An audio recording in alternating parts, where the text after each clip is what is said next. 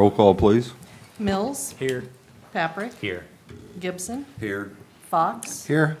Allen, Here. Sherman, Here. Varner, Here. Simmons. Yes.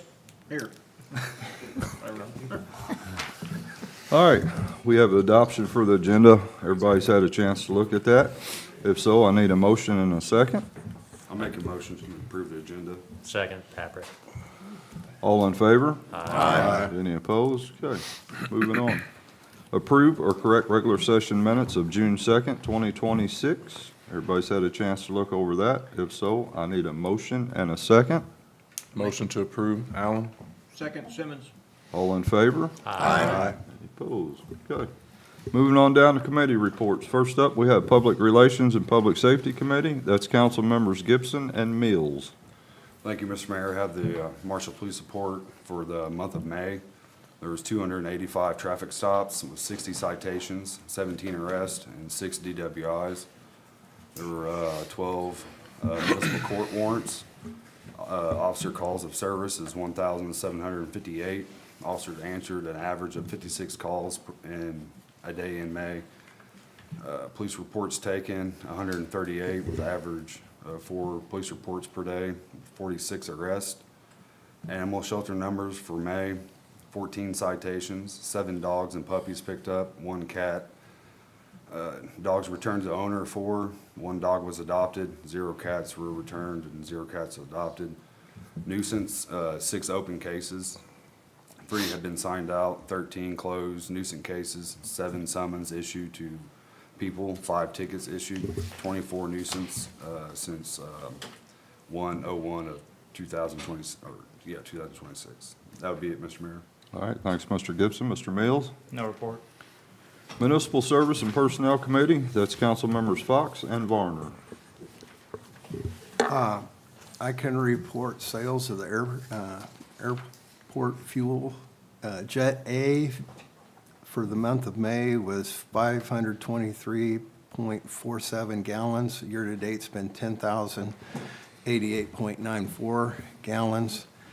And the 100 LL May sales was 1,004.73 gallons, and year-to-date was 2,620.06.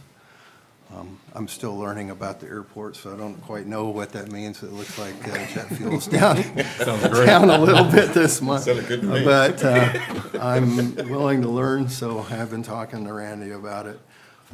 Also, they're picking up and cleaning up after the storm. I think you're now to Ward 3 and 4 starting tomorrow. Been to the other ones to pick up the brush and debris. New street sweeper, if you see it, say hi. It was going the other day, I passed it, it goes the whole 5 miles an hour. It does a great job, so just watch out for them on the road. Please help us out by not blowing grass out in the gutters if you can help that, because that grass all goes down the drains, so we don't get it picked up. With the amount of rain that we're having, we don't need drains backed up, so help us out, just asking nicely. Try not to blow your grass out into the street. Also, I think there's a scheduled meeting on July the 13th with the state engineer. And there's a meeting tomorrow, right? Are you having a meeting tomorrow with them? Is that right? Or is it on a Wednesday? Yeah, department head meeting. So that's all I have to report. Thank you, Mr. Fox. Mr. Varner? Just want to remind everybody that Saline County Household Hazardous Waste Drop-Off Facility, 26523 245th Road, Marshall, fourth Wednesday of each month, 8 a.m. to 12 p.m. by appointment only. That's it. Thank you, Mr. Varner. Next up, we have Property Finance Budget and Audit Committee. That's council members Paprick and Sherman. Yeah, as of through the end of May, revenues are approximately 11.8 million, which rounded to the nearest whole percent is 82% of the budget, and expenditures are at 12.3 million, approximately, rounded to whole number, or to whole percentages rather, 79%, which is in line with the budget and looking good. No incoming grant funds in May. Our committee met once with JD just to discuss some potential real estate things. That's all I have, Your Honor. Thank you, Mr. Pepper. Sherman? No report, sir. Thank you. Next up, we have Community Development and Code. That's council members Allen and Simmons. I have nothing, Your Honor. I think Mr. Kerman is going to talk in his report on our committee meeting earlier this week. But we did meet to go over possible changes to the vacant property registration ordinance in order to make it better to serve the city's ultimate goal of reducing the number of properties in town that sit vacant for extended periods of time. That is all, Your Honor. Thank you. Mr. Allen? Thank you, Mr. Simmons. Good job. City Administrator's Report, Mr. Kerman. Thank you, Mr. Mayor. Yes, we did have a meeting with the Code Committee to talk about proposed revisions to the vacant property registration.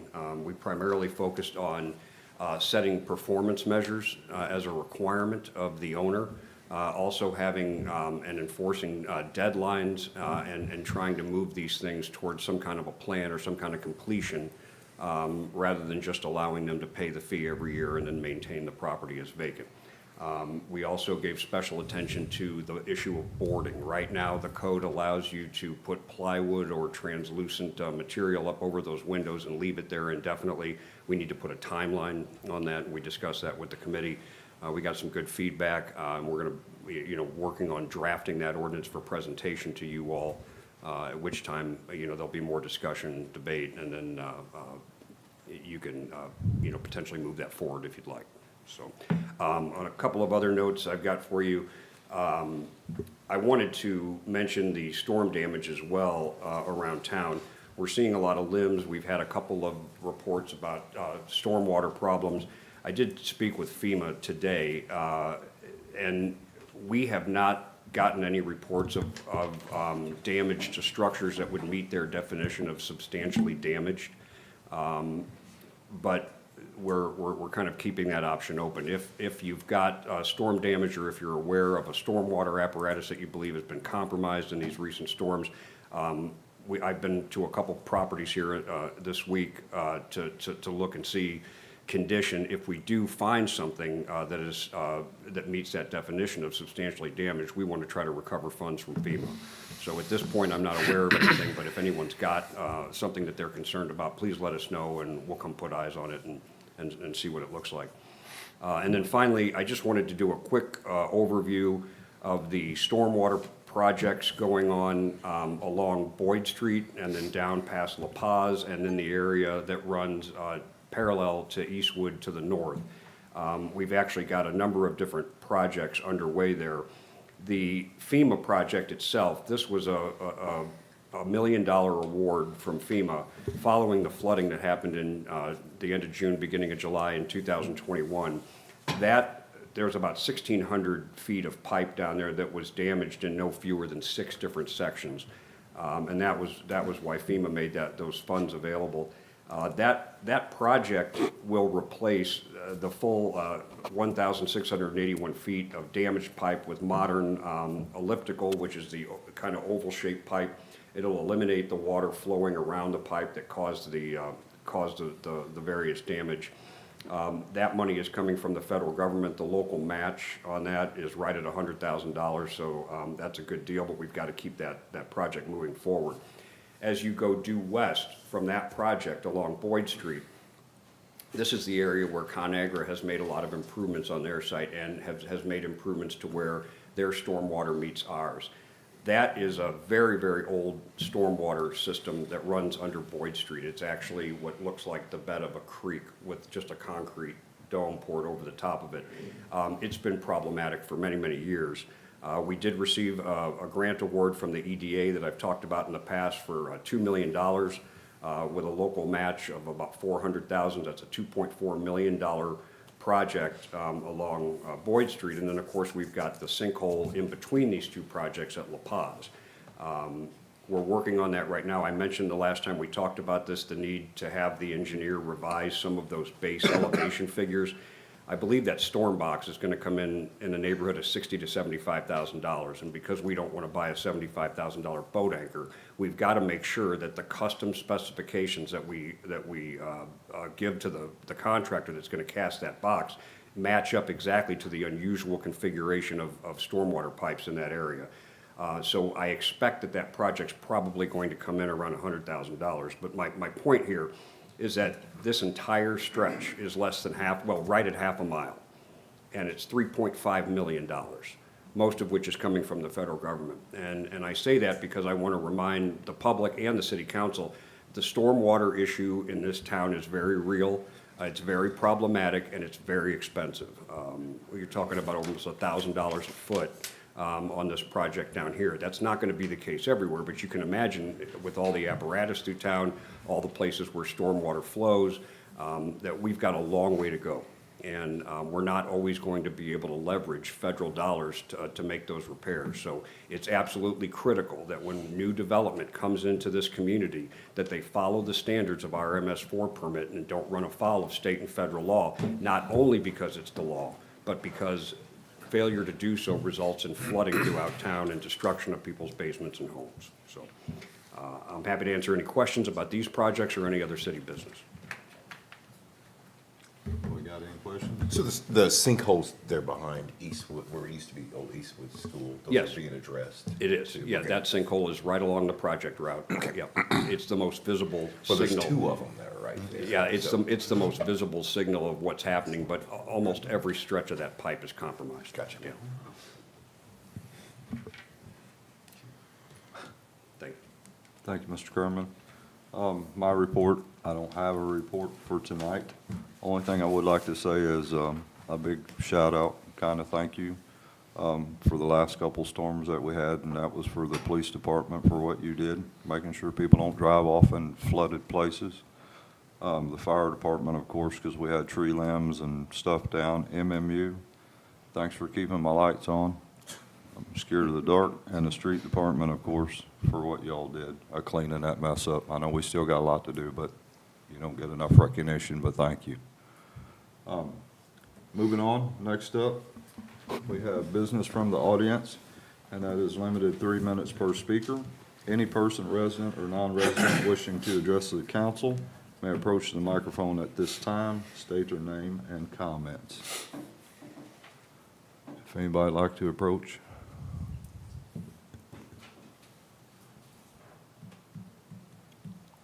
Wick.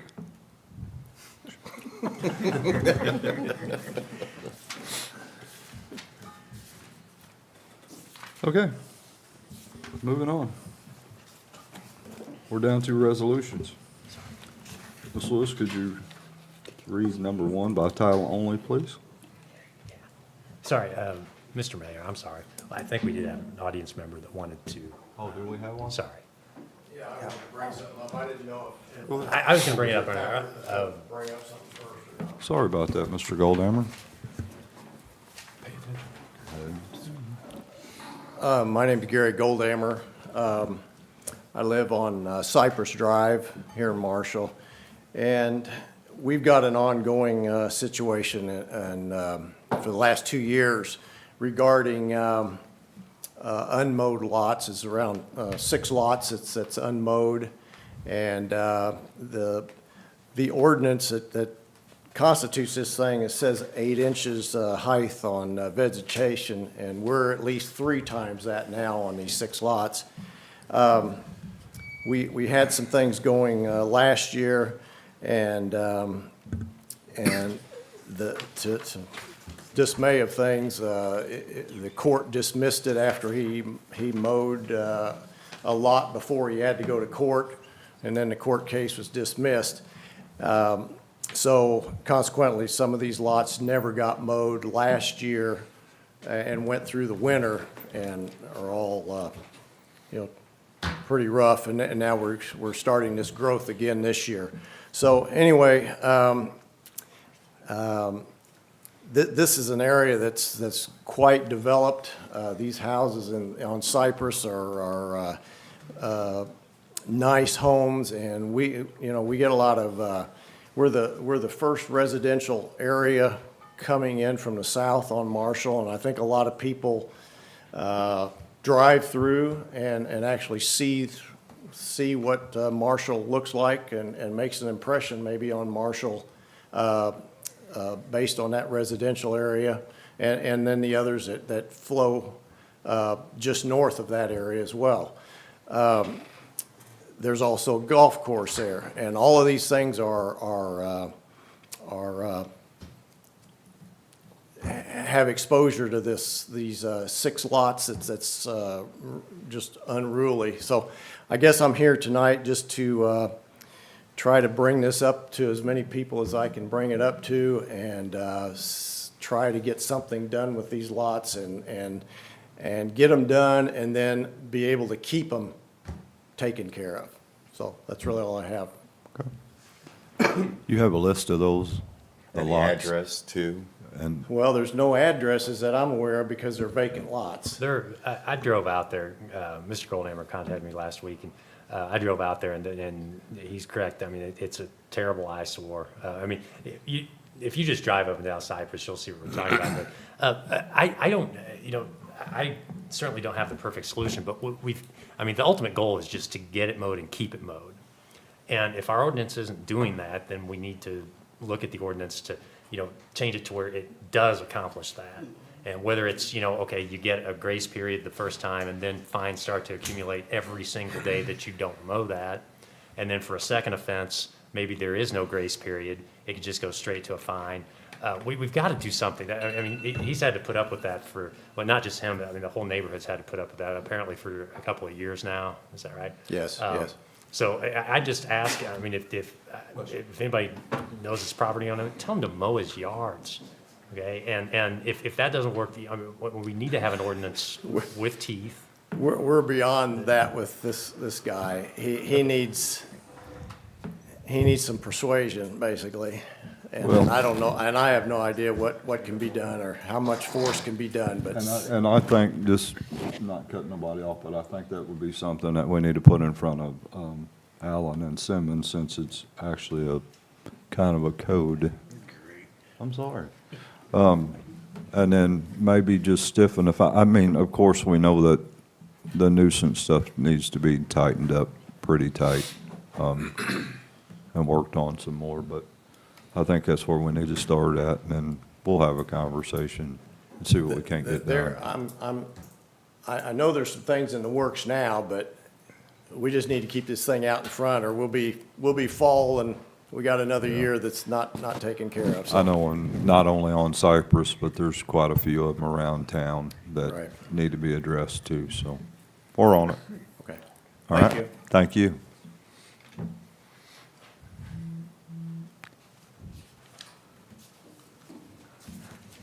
Wick? Okay, anybody else want to speak at this time? Happy 1-year anniversary, Wick. Shout out. Half price. Congrats. Is it still half price or is it over? Congrats. All right, moving on down, where was we at? We was at resolutions, right? Yes. Wick messed me up. So, Ms. Lewis, could you read that one by title only? A resolution of the City of Marshall, Missouri adopting the 2027 Saline County Multi-Jurisdictional Natural Hazard Mitigation Plan. Make a motion we approve, John. Okay, do I have a second? I second it. Varner? I have a roll call vote, please. Fox, Yes. Allen, Yes. Sherman, Yes. Varner, Yes. Simmons. Yes. Mills. Yes. Paprick, Yes. Gibson. Yes. Thank you. Ms. Lewis, could you read resolution number 2, please? A resolution authorizing the Board of Public Works of the City of Marshall, Missouri to enter into a contract with Ram Contractors LLC. Tony, would you like to speak on that one, please?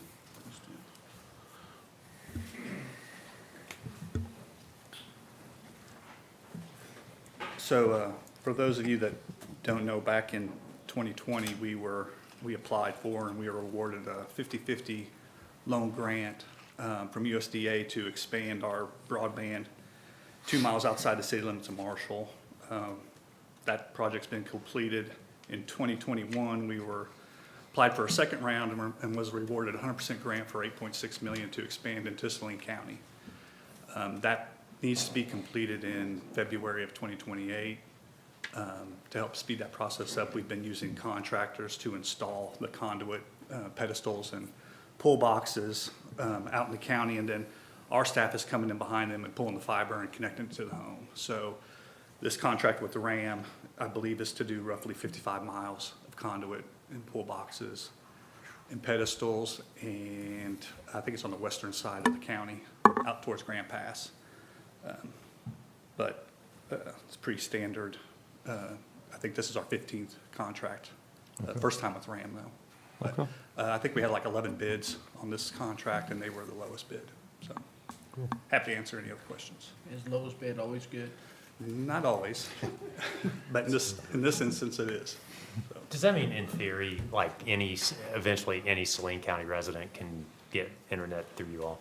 Correct, if they're in our area. Yeah, there's parts of Saline County that we weren't allowed to go into because other providers had those areas. Do you know what parts those were? I'm thinking towards Alma, there's an area that we Okay. weren't able to, but most of Saline County, we are in, so. but- And we have a, on our website, if you go there, there's an outline of the county and where we're putting in and the timeline. If you guys want to look. There's no other So question? how many services do you have for internet now? So I think we started back in 2000, early 2000s with like 10 customers. I think last month we are close to 4,800. So, Thank you. yeah. Thanks, Tony. I Okay. make a motion that we approve the resolution. Second, Allen. Can I have a roll call vote, Ms. Lewis? Allen, Yes. Sherman, Yes. Varner, Yes. Simmons. Yes. Mills, Yes. Paprick. Yes. Gibson, Yes. Fox. Yes. Ordinances. Ms. Lewis, would you read the first one by title only, please? An ordinance authorizing the city of Marshall, Missouri to enter into a lease purchase financing with First State Community Bank as lessor and the Missouri Association of Municipal Utilities as administrator for certain public improvements for the city of Marshall, Missouri, and authorizing and approving certain actions in connection with the execution and delivery thereof. Tony? So since we're on internet, back in 2024, we started working with SOA Architectures out of Columbia to design an IT shop for our fiber department. And along the front of that shop, we were going to have a new administrative office. It's going to be built out at the old power plant. I think earlier this year, our board approved Septagon as the construction manager on that project.